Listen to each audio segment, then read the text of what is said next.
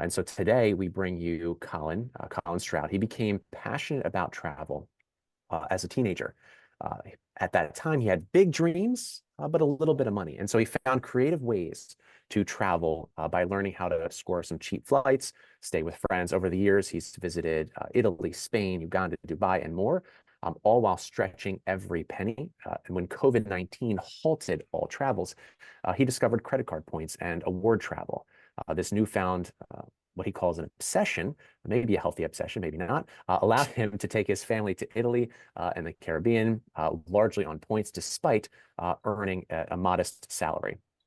Through all his dedication to mastering the art of points and miles, he now teaches others to do the same, and that's what he's going to do on this webinar for us. So thank you, Colin, for sharing your knowledge. Yeah, thank you, Justin. I'm really excited. Um, it's going to be great. There's so much you can learn about travel and so much opportunity here. So, am I ready to begin? Yeah, let's go. Oh, awesome. I will share my screen right now, a little presentation I put together. So, Yeah. yeah, really And as excited for everyone. Go ahead, and Justin. Colin, real quick, just there's a Q&A feature as well for those attending. So if you have questions that pop up, throw it in the Q&A and we'll be able to address them at the end. Yes. All right, so points and miles 101. So what I want to do here in our limited time is really just teach you the very basics. So for those of you who are maybe uninitiated, or those of you who've heard of points and miles and are just like, yeah, I think I know what that is. It's not a waste of time. It's not really worth my time. I want to change your mind there. And for the totally uninitiated, I just want to teach you the basics. Um, here is the kind of hook for you. There are thousands of dollars on the line.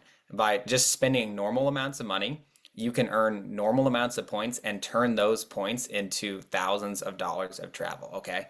Um, Many of you are probably sitting on points balances of around of 100,000 or more right now as we speak. Um, those could be used for over $4,000 of travel. Okay, if $4,000 of travel means anything to you, well, I would continue to listen because there's a lot there. If you don't want $4,000, no problem. We can talk about other stuff. So, but I know I do. So let's talk about this. So basically, what I want to show you the PowerPoints and miles, the basics of travel hacking, kind of quote unquote term there of this whole process. Earning, redeeming points, the best credit cards for you. We'll talk about that's a really important thing. Tools to figure out these deals, to find a deal, save time and money. There's some online softwares that are really helpful. And then just finding the best deals. That's what everyone wants. How do I find my deal to Europe? How do I get to the Caribbean? How do I get that resort? That's what we want to find. So why care about points? Kind of touched on this already. Here's a picture of my wife and my daughter in Bonaire. It's a island in the Caribbean. It's owned by the Dutch. Unbelievable, beautiful place. Just an amazing place we got to go recently. The flights were about $1,800, almost $2,000 of flights. We got points for very, very few amount of points. Found an amazing deal. So been able to do so many things like this. Like I went there as a kid.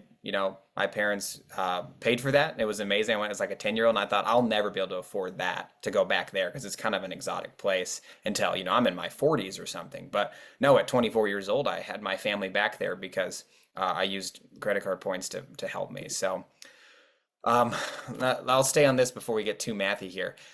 You should care about points. There's so much to do. So step one I like to start with is points versus cashback, right? Everyone has heard of travel credit card points. Everyone's heard of cashback credit cards. We're going to be mostly focused on credit cards. So the question ask yourself is, why would I ever go after credit card points? Like cashback is so nice. I have my nice little Costco card. I earn 5% there, 2% on everything else. A lot of people like that. The average American probably has a cashback card. And for a lot of people, cashback is great. Like there's no problem. At the end of the month, you earn $200 and whatever, you can use that for whatever you want. Let me make an argument for points here. So look at this chart. We'll assume someone is spending $20,000 in a given period. How about a year? Okay. And we'll compare two cards. One that earns 2% cash back. Okay. That's on the left side here. And one that earns 2x points per dollar. So this is going to be a travel credit card. So you ended the time with $400 or 40,000 points at the end of the year. Which would you rather have? Most people would say, well, they're the same thing, aren't they? Like they're 440,000 points is just like the weird Capital One currency. They're just, all they mean is $400. They're just like trying to get you. Well, yeah, maybe you could argue that, but actually, $400 will only ever be $400. 40,000 points, while the fixed cash value is about $400, yes, that's correct. There are ways to get well over $1,000 from 40,000 points. There are ways to maybe get well over $2,000 of travel from 40,000 points. So that's the big lesson here. $400 will only ever be $400 unless you're Bitcoin day trading something. I can't talk about that on this call probably. I don't recommend it, but 40,000 points could get you well over $1,000 of travel if you know what you're doing. And that's what I want to do is briefly teach you some ways you could do that. So hopefully I teased you a little bit, taught you some cool things. Let's pull back a second and talk about earning points, right? To use them, you have to first earn them. This is pretty simple, but I want to make sure it's covered. The old-fashioned way, the way a lot of people earn airline and hotel points, are by staying at hotels, flying with airlines. We all probably have a friend who's a frequent flyer and travels 4 times a week and has like millions of Delta points. That's awesome. That person is going to have a lot of fun. That's probably not you and I, right? Most people don't travel that much. And so what's crazy is the most efficient way to earn points is not in the air. It's not at hotels. It's actually on the ground. It's through credit cards. So that's what I focus on is credit card points. We're going to have some different cards. You're going to have airline cards. So I mentioned Delta. Delta has multiple Delta cards. I'm sure lots of people have gotten those, offers in the mail. Delta has their cards through Amex. Then there's hotel cards. Marriott has cards through Chase. World of Hyatt has credit cards through Chase. And then what I really want to focus on are the bank travel cards. So these are the bank branded premium travel cards. So Chase Sapphire Preferred, I'm sure most people have heard of that. It's very, very popular. The Capital One Venture X, right? Taylor Swift has commercials for those. They're very popular. American Express Platinum cards. Sometimes people call American Express Amex. I'll probably say that here. These are very popular and some of the best bank travel cards. So these are the points we really want to focus on, is earning bank points, right? Why? Because why would I get a Delta card? Now it's nice to have a free check bag, but why would I get a Delta card that only earns me Delta Sky Miles when I could get an American Express card that earns me the same amount of points per purchase as Delta's card does, but instead of just earning Delta miles, I earn American Express membership rewards points, and those can be transferred out at a 1-to-1 ratio to lots of different airlines, including Delta. So if there's a deal with Delta, I can transfer my points from American Express to Delta. But if there's a deal with Marriott, I can transfer it there. Or if there's a deal with Air France, or there's a deal with, some Aer Lingus, some random airline you might have not thought of, we can actually transfer the points. So earning those flexible bank points is going to be super, super important to building a travel hacking, if you will, strategy that can save you a ton of money. Why? The more flexibility you have, the better. So I hope that makes sense to you. The best way to earn points is going to be with sign-up bonuses, right? I'm sure you get those offers. Earn 100,000 points when you spend $4,000 in 3 months. Yeah, you'll see that a lot. That's great. Now it is limited because you can only earn one. But that's a good way to fast track your earnings. So if you're brand new, we can talk about what card to look at, earn a sign up bonus, and then you earn through your spending. That's going to be how the normal person earns points. If you spend, have a card that earns 2x points per year, you spend $50,000 a year, which I'm sure a lot of you probably get close to that on cards. Nice, you earned 100,000 points a year. I'm happy to show you ways to make that into $3,000 or more, maybe $4,000 of travel value. So it's like your normal spending, your household, your kids' stuff, your sports, your groceries, that can turn into $3,000-$4,000 of travel per year. So hopefully that should excite you. Another cool way of earning points is with referral bonuses. So you can actually earn a bunch of points doing this. You refer your friends, you'd be the annoying credit card sales guy in the family, and you can send them a link and you can earn up to 200,000 points a year on some cards, but a lot of them cap around 50 per year. So another great way to earn points. And yeah, I mentioned this already. The big myth is that you need to be the e-commerce guy who's spending 50K a month, 20K a month to earn enough points to travel. No, you really, if you spend more than about $2,000 a month on credit cards, and you earn maybe 1 or 2 referral bonuses a year, I can show you ways to get that could get you 2 round trip tickets to Europe every single year. Okay, so you do not need to be a big spender to make this work. You also don't need to be a big card churner, if you've heard of that. Some people are getting new credit cards every 3 months. That's a different conversation. I don't necessarily recommend that. You can do that, but you don't need to be that person. So if I would assume that most of you fit in this category down here, that you're spending at least 2,000 a month on cards, you'd like to travel more, you'd like to spend less on travel. Same, let's raise our hands. I'm right with you there. So in that case, this is for you. So evaluating a card, I want to continue to go quickly here. But this is the number one question I get. I get messages like this on LinkedIn all the time. By the way, LinkedIn is really where I post a lot of content every day. It's how Justin and I first connected. And yeah, that's going to be a great place if you want to follow me, Colin Stroud there.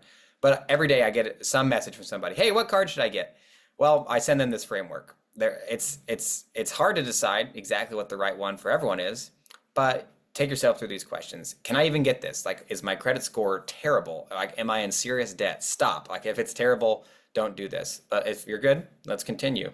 What's the sign-up bonus, right? Is it a lower one, like 50 to 60,000, or is this an elevated sign-up bonus where I could earn 100,000+ points just from signing up for a card? Look at that. How much do I earn from my normal spending? So you want to look at your spending categories, see, maybe project your year-end earnings.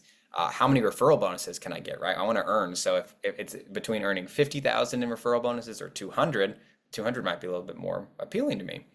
What are the perks, right? So some cards have perks like car insurance, and they come with what else am I thinking? Oh, like a TSA pre-check credit or a global entry or clear, all that stuff. So you want to look at that. And then the big one, which we'll talk about here in a second, transfer partners. What transfer partners do I have access to? The value of your credit card points is going to be most determined by what airline and hotel partners you can transfer those credit card points to. Why? Because certain airline and hotel programs have unbelievable deals.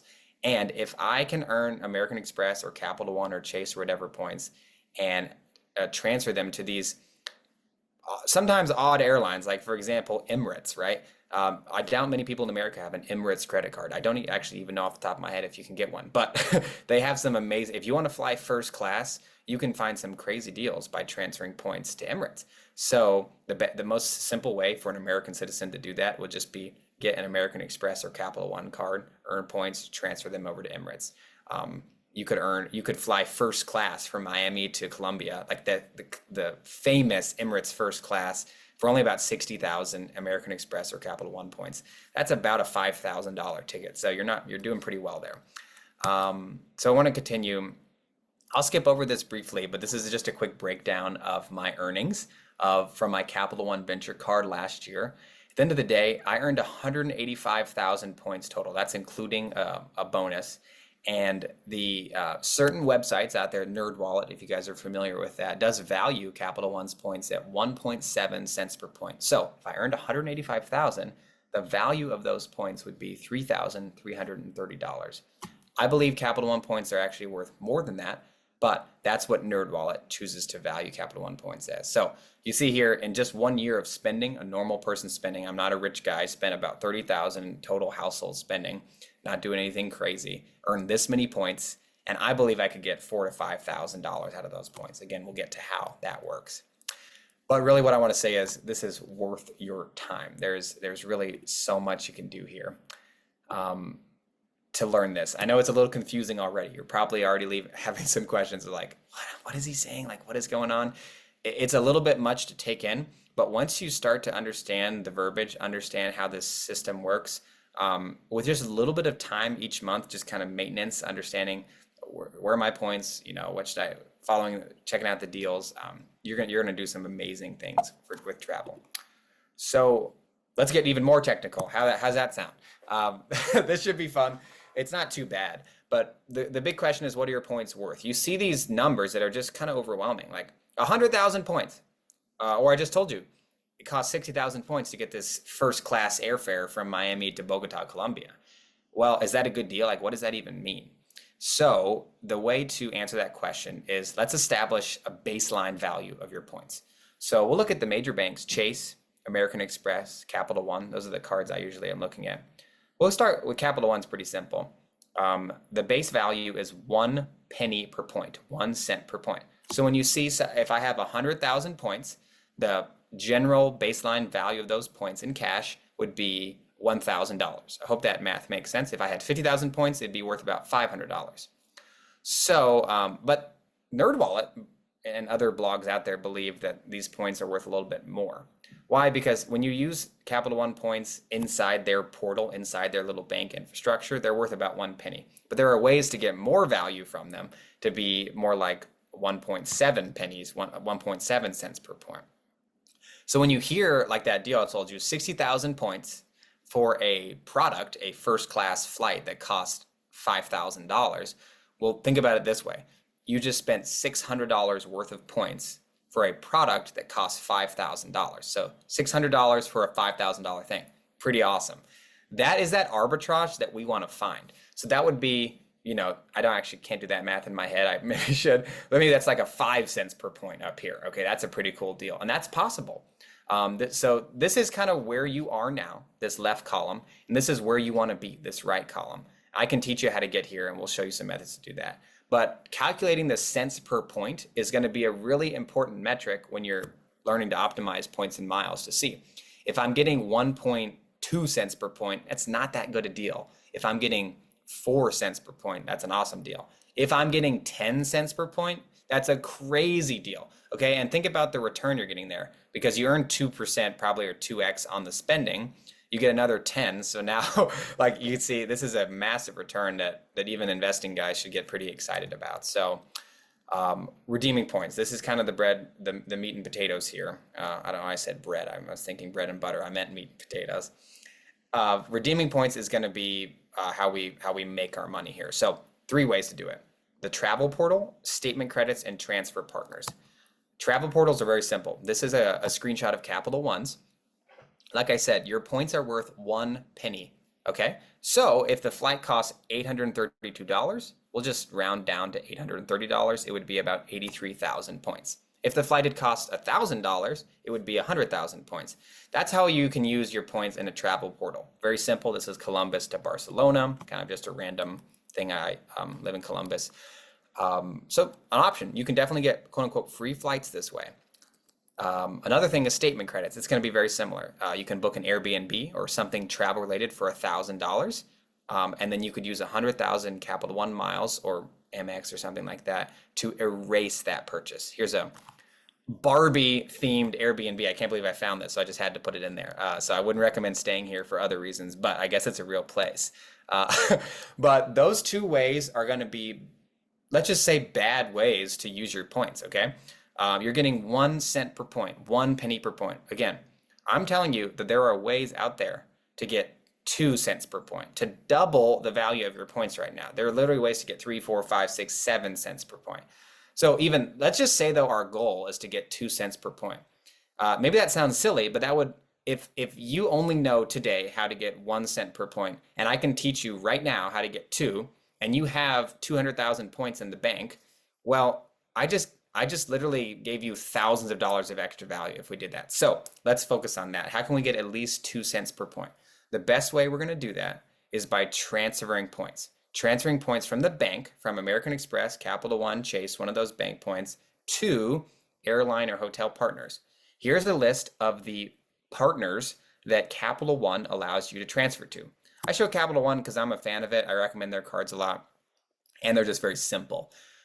So you may have heard some of these. I'm sure you've heard of, Wyndham and Air Canada, but you might have never heard of Avianca Life Miles. That's a Colombian airline. You may have never heard of Finnair. You can guess where it's from, Finland, Singapore Airlines, TAP Portugal. You probably have not thought about some of these airlines. You probably never heard of some of them. I'll tell you why they matter, but these are good ones to look at. The basics of transferring points is very simple. You just go from the bank to an airline or hotel at a 1-to-1 ratio. So Chase Ultimate Rewards points transfers to World of Hyatt.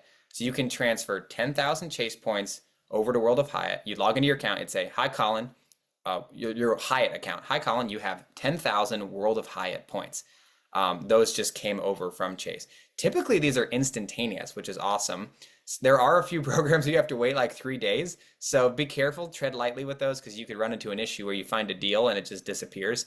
I don't personally use many of those. The ones I like to use are, they're all instant. So you want to be careful there.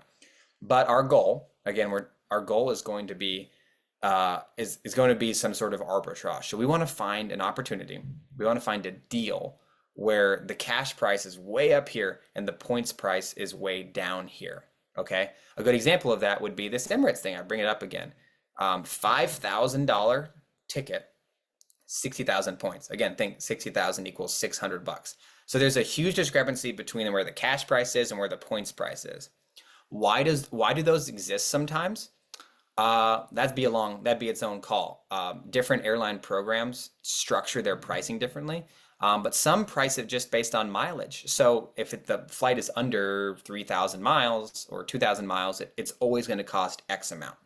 So we can take advantage of these kind of sweet spots in the different programs and the way they price to find these crazy deals where if you wanted to pay cash, it would be just unattainable for most people, but the points price is very, very low. I want to show you a few of those examples now. So here is an example coming up in a few weeks here, I guess next week or wow. Denver to Paris. Okay. I'm not cherry picking a crazy deal I found. You could find this from almost every major city in America, but I just happened to have Denver pulled up here. I was working with a client from there. So it is a one-way flight from Denver to Paris. It's a direct nonstop flight on September 15th, 2024. The cash price of this flight is $953. Okay, probably expected for this time of year to get to Europe. This is an economy flight. Okay, so the cheap seats. In the Capital One travel portal, hopefully this math makes sense to you by now. At $953 cash price, the price in the travel portal would be 95,000-ish points. That's getting 1 cent per point. So this is a screenshot of exactly what it looks like for me in my Capital One travel portal. What's crazy is, the flight is operated by Air France. That's, I forgot to mention that. So this is an Air France flight from Denver to Paris, right? Air France obviously flies to Paris. What's crazy is that even though in the Capital One travel portal, it costs 95,000 points, if you log into Air France's website and you put in the same flight, September 15th, 2024, 5:45 p.m., all of that, they are only charging 15,000 points for this flight. Okay, so let me make sure you don't miss this. Capital One, to use Capital One miles in the travel portal would cost 95,000 points. That's how most people use their points. But I'm saying there's a better way. You can transfer your points to these airline partners. Capital One transfers to Air France. Knowing that, you can actually, so I look at Air France's website and just type in the flight and see how many points it is. 15,000 miles plus $75 one way. So think $150 for a flight that costs $953. That's getting 5.85 cents per point. Okay, that's the value here. So I literally just 6x the value of your points just like that. Somebody was planning. This is the thing. People say, I've got 200,000 Capital One points. I went in the portal. I can get to Europe. That can give me a free flight to Europe. It's like, awesome. That can actually get you 7 free flights to Europe. You didn't know that. And so that's really what I help people do, is find those kind of things. This is not going to be available every day. This is probably available 10 times in September. So 10 different days in September. So this is not like I said, lucky, I just found a crazy deal. This particular deal is all over the place. From most major cities in America, you can get to Paris using Air France, or a lot of other major cities in Europe for about 15 to 25,000 points one way. Okay, so it'd be 30 to 40,000 round trip. So when I say, I'd say for most people, a rule of thumb is if you know what you're doing, you can get from most American major cities to most European major cities for about 40,000 points round trip, and between maybe $100, $200 of taxes and fees. The tax and fees can change a lot. This happened to be $75 in tax and fees. Sometimes it can be less, sometimes it can be more. That's a whole complicated thing. Generally, I'd say though, if you're traveling to Europe, you can afford to shell out a little tax and fees. Again, you're saving so much money to do this. The cash price of this flight is like $1,500 or round trip, and we could get it 30,000 miles round trip. So $300 for a $1,500 round trip ticket. So pretty cool. Now we're in Paris. Here's another cool thing. You could use this for hotels. There's more examples where there's that discrepancy, right? That's the key we're talking about. The cash price is way up here. The points price is way down here. That's where we strike. If we have points, we want to deploy them to those places where there's that huge arbitrage. The Park Hyatt Paris, for those of you familiar with Hyatt, Park Hyatt is their luxury top brand. There is a Park Hyatt New York City that, so if some of your listeners are in New York City, I would highly recommend checking out. That's on my bucket list. I hope they let me in with a toddler because I have one. I don't know if it's very toddler friendly, but I'm going to hope it is. Um, but this Park Hyatt Paris is usually around $1,800 a night. That is pretty out of reach for most of us, I would say. And even those who can afford it may just not have interest in spending that much. But Hyatt, okay, Hyatt, World of Hyatt rewards program only charges 35,000 Hyatt points per night for this hotel. Why? Because the way they price stuff, like I'm saying, they price their stuff in categories. So this is a category 8, which means that almost every day of the year, it only costs 35,000 points. That's just how they structure their program. So as a points and miles nerd like myself, we find these sweet spots. Wow, $1,800, that's crazy. Because in the travel portal, that would cost what? 180,000 points per night if I booked in the travel portal. But Chase transfers at a 1-to-1 ratio over to World of Hyatt. So if I have a bunch of Chase points, Justin, I think you mentioned, I can't remember if it's public or private, but you do have a lot of Chase points. Well, you could you can get think about this. If you booked 5 nights here with your Chase points, you know, the amount of, like, I'm not doing that math right now as I talk quickly, but thousands of dollars saved to stay at this Park Hyatt. Again, that's a 5.14 cents per point redemption value. As we go back to what are your points worth, again, they're saying the baseline is 1 or 2, you know, the best, and then the nerd wallet, the better value is 2, 2.6, 1.7. I'm showing you ways to get 5+ cents per point. Again, this is not an anomaly. It's very possible. Even just a normal place. I actually just moved from Columbus, Ohio. This is 15 minutes from my old house. Okay, this is just a normal Columbus suburb right next to Topgolf. This place is $180 a night, same program, Hyatt, but only 3,500 points per night. Okay, so you get a huge cents per point value. I want to keep going for time here, but here's an example of a $4,200 business class flight, Chicago to Madrid, only 34,000 points. That's just what Iberia charges for it. It's pretty amazing. So the big question then, as we wrap up, is finding these deals. Points deals for hotels are very simple. Like you saw the Hyatt thing. What's the cash price? What's the points price? If there's a big gap between, awesome, good deal. Sometimes you will see the reverse. You'll see the points price is here and it's actually cheaper to use cash. I will say Marriott, you'll see that a lot with. Hilton, you'll see that a lot with. Hyatt, you almost always find an amazing deal. And then flights is where it gets a little bit more complicated. And that's where the last point I really want to make, as I probably run a little bit short on time, I want you guys to be aware of partner airlines, okay? What's crazy is that sometimes using partners can actually save you a ton of money. Here's what that looks like. Some of you have probably seen these on flags, on planes before. Star Alliance, One World, SkyTeam. Most airlines in the world are separated in those 3 categories.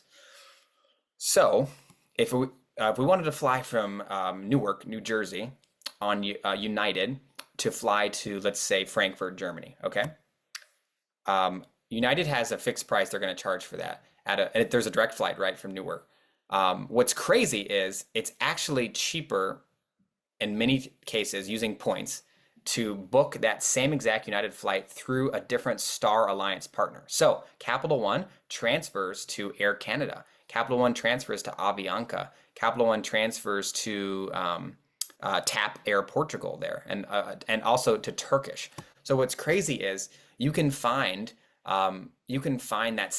book that United flight through Turkish, through TAP, through Air Canada, sometimes for a fraction of the price, okay?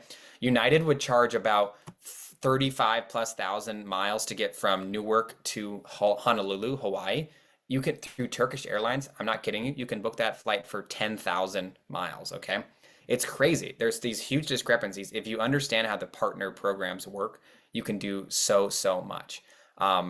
There's a million examples of that. My flight to the Caribbean to Bonaire was actually an American Airlines flight, but I don't have any points, any bank points that transfer to American. So guess what I did?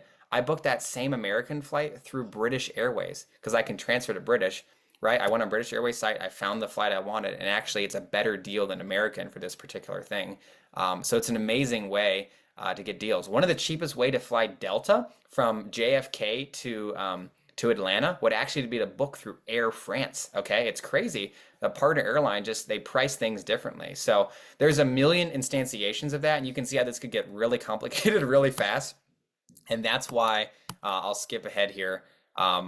That's why I would say you need a guide. So we'll come back to that. So this is what I do.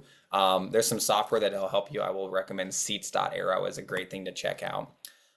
But you need a guide, and whether that's me or yourself, you need a strategy. So the strategy I would recommend would be apply for your first card, start earning a bunch of points, decide where you want to go. Like you want to go to Rome from New York? Okay, awesome. Well, let's use their tools. Let's use seats.aero and point.me. These are great websites to check out. We don't have time to show them, but let's look at what programs would get me there. Okay, Air France gets me there. Excuse me. Virgin Atlantic gets me there. Delta might get me there. Great. Now let's earn points with credit cards and banks that transfer to those programs. Excuse me, I'm losing my throat. Let's do that. And that's how we're going to build a strategy. I'm really feeling in my throat. Sorry, guys. That like never happens to me. So one-on-one coaching. If you'd like to work with me, if this stuff is interesting to you, if this stuff is confusing to you and you need a guide, I've worked with over 120 people now to do this. I basically sit down with them for 60 to 90 minutes, talk through their strategy, teach them the basics of how all this stuff works, and just help them get started. I guarantee people will save at least $1,000 in their first few months of working with me after doing this. So I typically charge $199 for this, and I would like to offer for anyone on this webinar, anyone who listens to this, a discount down to $129. To do that, you can simply email me at this colinstroudtravel@gmail.com. And just subject webinar offer. I'd love to send you a link to sign up for that. I'd love to work with you because this stuff just gets so confusing. And I've gone through a lot of pain on myself to try and get this figured out. And I finally have it figured out. And so it's really a great joy to save people a lot of time and money figuring this out for them. So I'd love to help you. We'll go through a strategy. We'll help talk about, your trips coming up that you're interested in, answer all your questions, and yeah, guaranteed to save a lot of money. So this is all I have for you today. I hope this has been really helpful, and I'm really excited for all of you, even just to take a little bit here of if all you learn from this is you can use American Express points or Chase points to get you to Europe for 40,000 points round trip. Great. If you want to send me an email on how to do that, I'm happy to answer that specific question. There's 100 other things you could do, and I'd love to help you as well. So thank you, Justin, for having me on, and David as well, and just excited to help you guys travel more. If you want to follow me on LinkedIn, please do that. Yep. And I dropped that link to your LinkedIn in the chat, as well as my LinkedIn as well. So you can check that out. If you don't follow us there.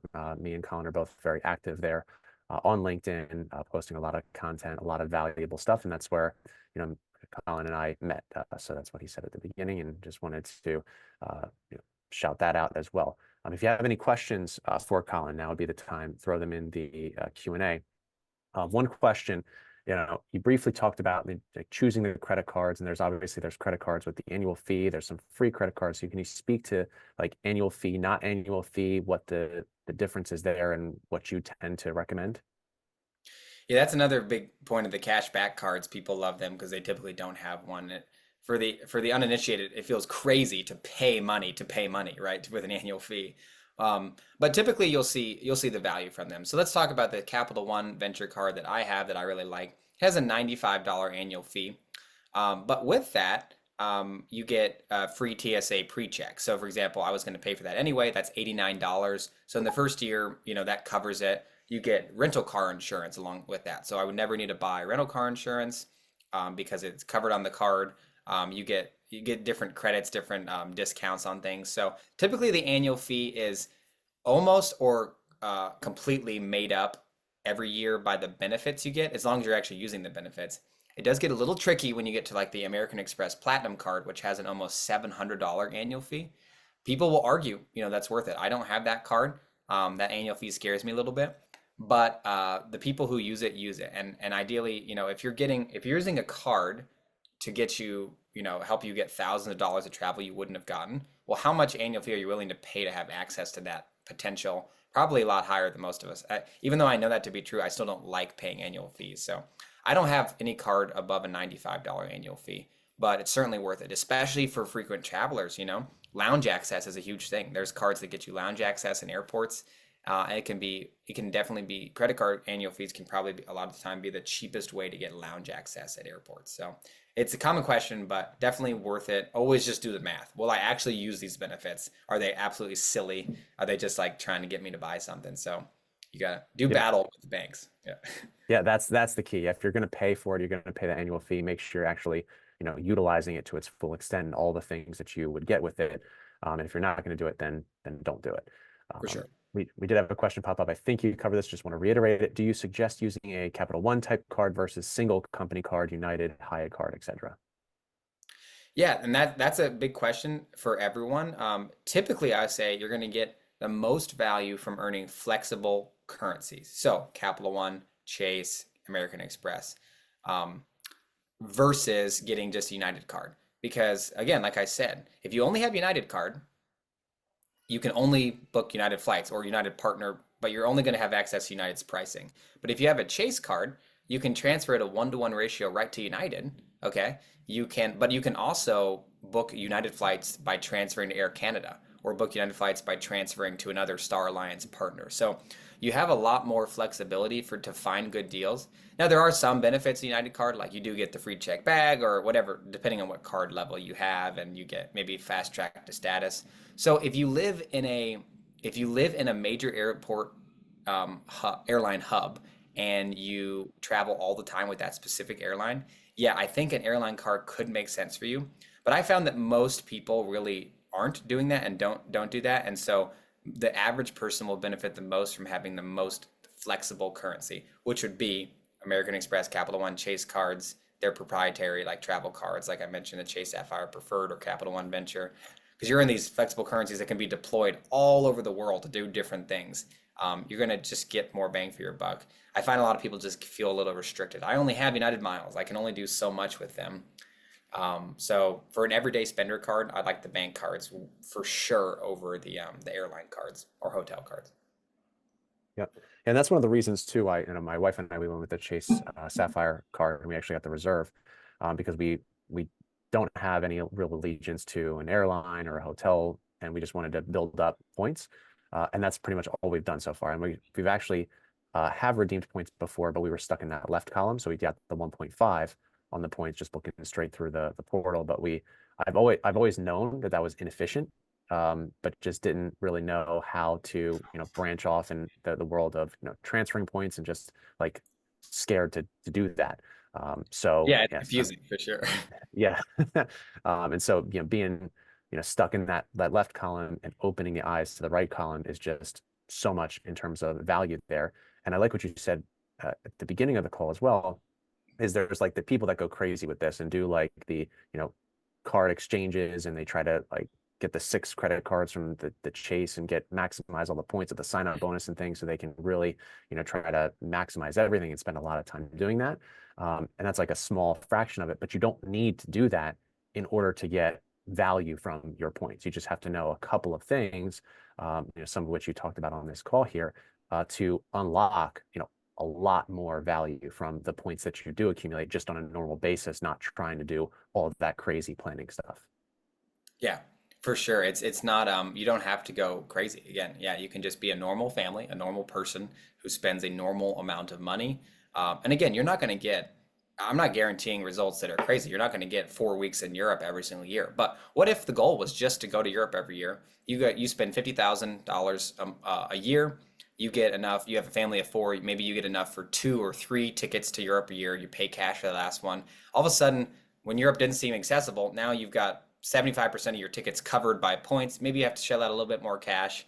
And all of a sudden, instead of the trip that you want to take every year being $5,000, it's only $2,000. And now you work with your financial planner and you make it work. I think that's like a very real normal person application of what I do and tell people. It's like, no, you're not going to end up on a beach in the Maldives for 6 weeks. People sometimes that kind of narrative is shared in the credit card points world. Like it's too good to be true. It's like, no, it's not too good. Nothing's too good to be true, but this can just really, really help you save a ton of money on travel and make trips you thought maybe weren't possible. So I love helping people with just the simple, real life stuff, not crazy Maldives stuff. So yeah. Awesome. Yep. And then just if you want to pop your email up just one more time so people have it there. And if you want to take advantage of that offer, you can email Colin and he'll be able to honor that. And also as well, you have if you're not ready to like book a one-on-one consultation just yet, don't you have a free kind of starter class as well that kind of covers some of this stuff? Yeah, feel free to email me about that as well. But easiest place would be LinkedIn, which I think you said you put my linked for LinkedIn in there. Yeah, it has on my LinkedIn profile. You can see my free mini course I have, which covers some of the stuff we talked about here.